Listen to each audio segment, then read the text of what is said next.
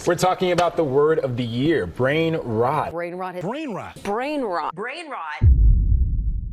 I am a victim of brain rot. It takes away time where I can actually draw, and it takes away time from improving my intelligence. Some of the goals I had was to read or pick up Japanese, like I said I would learn this year. And I did touch upon those things, but it didn't help that I still had 6 hours screen time every day. But I did find something to make that 6 hours of screen time a little bit worth it. This will be a video that I tried to research a little bit about from the sources I found, so feel free to correct me on any information. All sources will be linked in my description. I truly believe that art is something that you need to actively learn about. It is something that one would have to explore in order to find one's acquired taste, or so they say. Drawing isn't the only hobby that is considered art.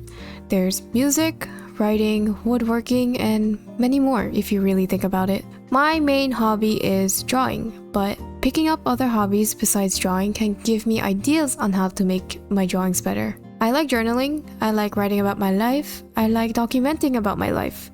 It helps me learn about myself. And in the journaling community, there are lots of ways you can use a notebook.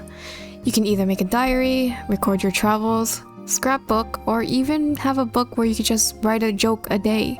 But there's different types of journaling that interest me the most. One being commonplacing. Commonplacing is a notebook that collects anything that is interesting or useful to a person.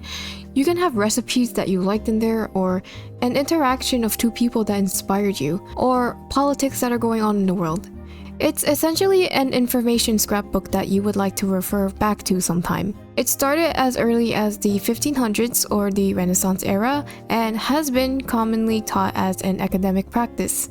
This has become popularized after the industrialization of the printing press by Johannes Gutenberg. There are many popular people that uses it, such as Lewis Carroll, John Locke, and Thomas Jefferson. You may have been commonplacing before you realize. Modern day commonplacing can be seen on Twitter, as information gets passed on there, and running a Tumblr blog can be seen as commonplacing, and even making a Pinterest board can be seen as commonplacing, because essentially you're just curating what you think is useful. So let's say you saw the most beautiful rat in the world and some stranger comes up to you and tells you a fact about this rat, and you're like, wow, I would like to remember that.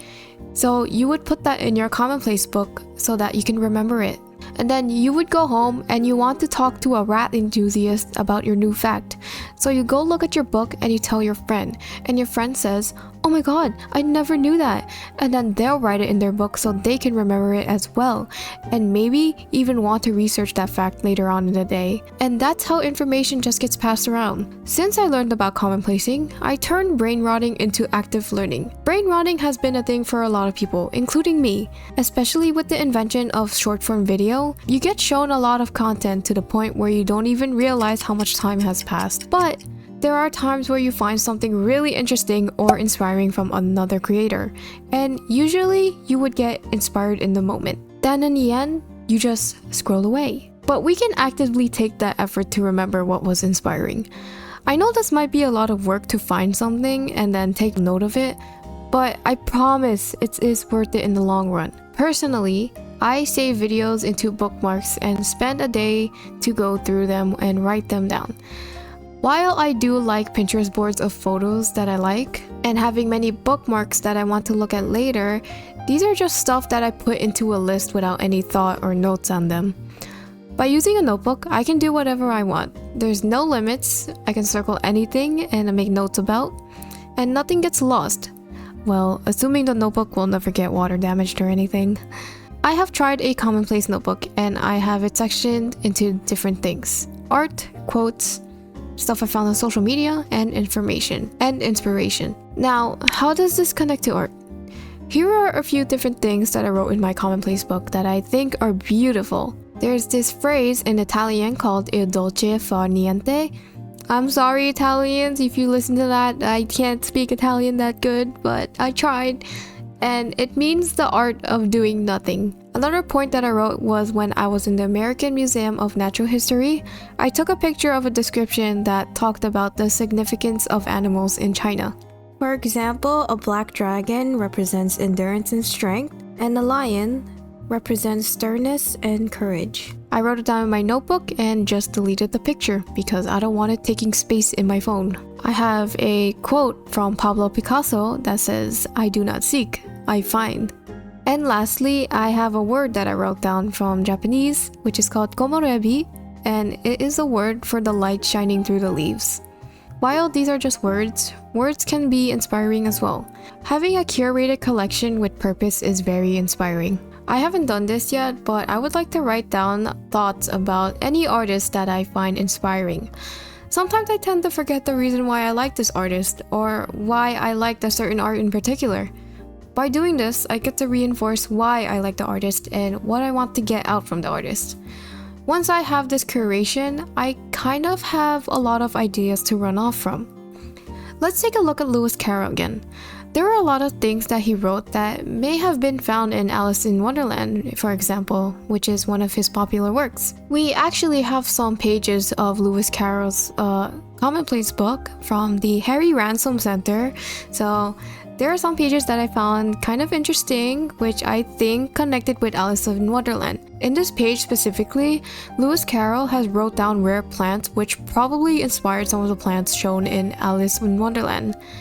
Because I think Alice in Wonderland has a really great choice of nature in the environment, but this is just my assumption, but I think Lewis Carroll would have learned a lot about different types of flowers and such to be able to show in his writing.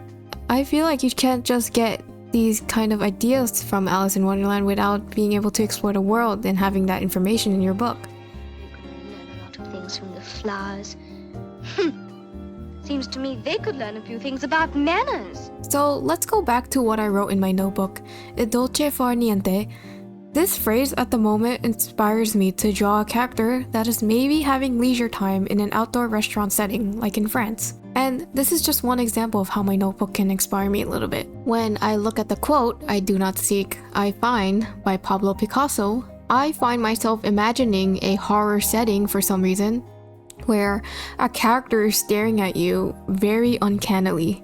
I don't know, that's just the first thing I thought of when I saw that phrase. Finding new methods to keep your inspiration in check may seem minor, but it will do a lot. Hopefully, if you do make this commonplace notebook and you find yourself in a creative slump, I hope the notebook will spark ideas in your head. Otherwise, this video would just be a little useless and I'd feel like I'm talking nonsense. I hope this method may be of help to you to help you find inspiration, and if you have something in your mind that is maybe interesting to the world, comment below. I like finding cool things. Hope you enjoyed the video. Thank you and goodbye.